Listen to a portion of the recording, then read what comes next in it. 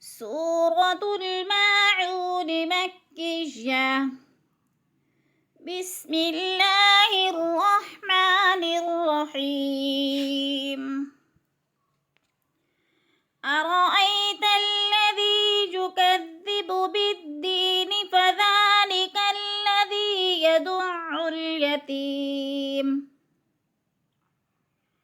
ولا يحض على طعام المسكين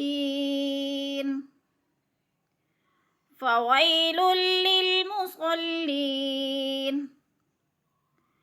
الذين هم عن صلاتهم ساهون